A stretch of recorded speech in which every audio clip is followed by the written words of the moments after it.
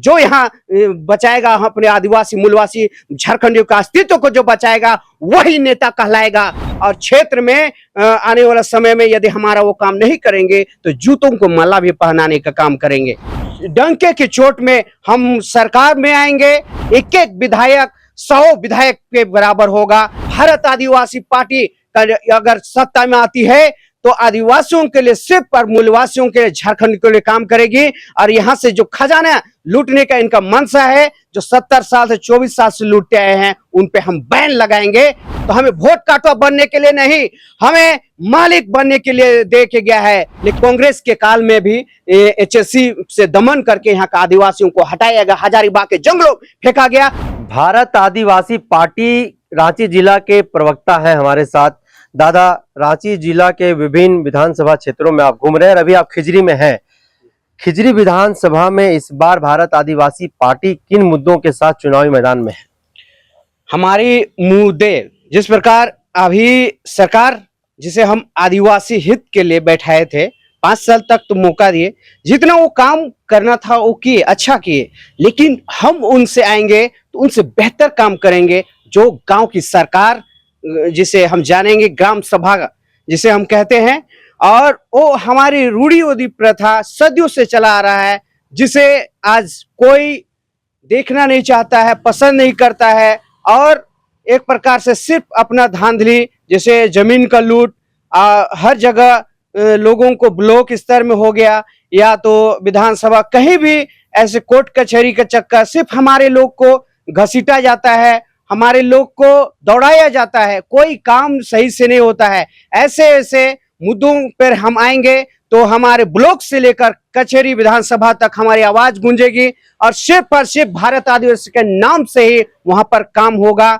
और पूरे डंके की चोट में हम सरकार में आएंगे, सिर्फ विधानसभा ही नहीं, आने वाला समय राजकुमार रौत की तरह ये संसद में भी गरजेंगे। हमारे एक एक विधायक 100 विधायक के बराबर होगा, और वो आज नहीं, कल नहीं, परसों होकर रहेगा। यही हम आने वाला समय में जनताओं के मुद्दे को, जिस प्रकार 5वीं अनुसूची की बात कोई नहीं करता, और जिस प्रकार ग्राम सभा की कोई बात नहीं करता, SPT एक्ट की कोई बात नहीं करता, CNT एक्ट की बात कोई नहीं करता, और जो यहाँ पर 5वीं अनुसूची के अंतर्गत खुटकती क्षेत्र है, जैसे हमारे धरोहर को छीना जा रहा है, उसमें कोई आवाज नहीं उठाया जा रहा है। हमारे आदिवासियत को पूरी तौर से मिटाने का साजिश किया जा रहा है, और हमारे लोग साथ उनका दे रहे हैं। तो ऐसे ऐसे लोगों को हम चिन्हित करेंगे, और आने वाला समय में जो हमारे आदिवासी हित के लिए लड़ेंगे, उन्हें हम भारत आदिवासी पार्टी टिकट देगी, और उन्हें विधानसभा संसद। ये इतना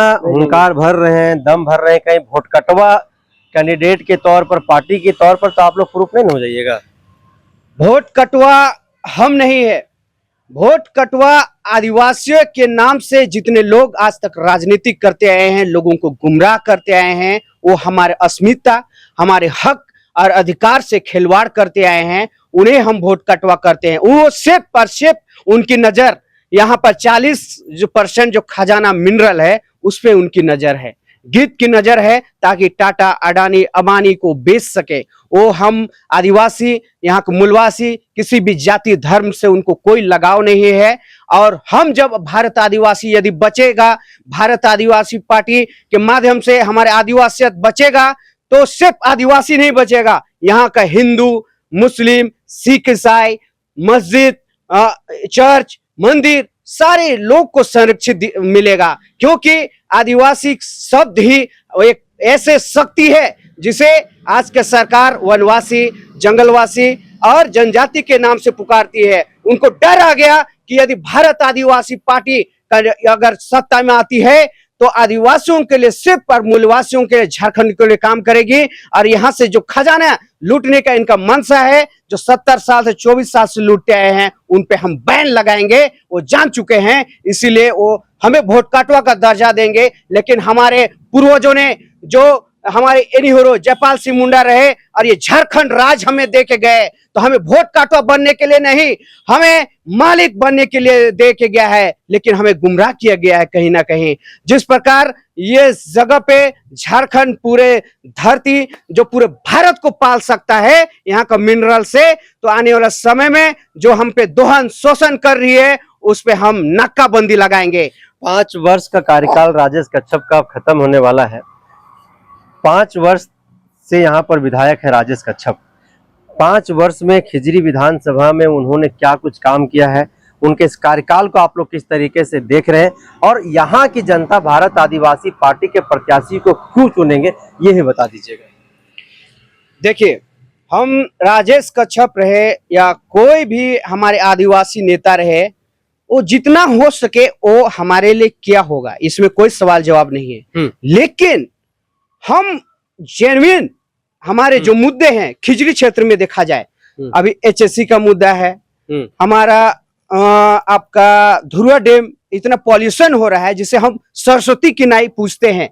यहाँ पांडवों का आगमन हुआ था, कृष्ण भगवान का आगमन हुआ था, ऐसे पवित्र जगह में इतना पॉल्यूशन हो रहा है, देख सकते हैं। कोई विधायक आवाज नहीं उठा रहा है, कोई मंत्री आवाज नहीं उठा रहा है। यहाँ राइस मिल हजारों एकड़ जमीन में दे दिया जाता है और हम आदिवासियों को गुमराह किया जाता है और बाहरियों को उस मिल में काम करने के लिए आह्वान किया जाता है। जिस प्रकार कांग्रेस के काल में भी एचएससी से दमन करके यहाँ का आदिवासियों को हटाया गया, हजारीबाग के जंगलों फेंका गया और यहाँ बाहरियों को बसाने का काम किया।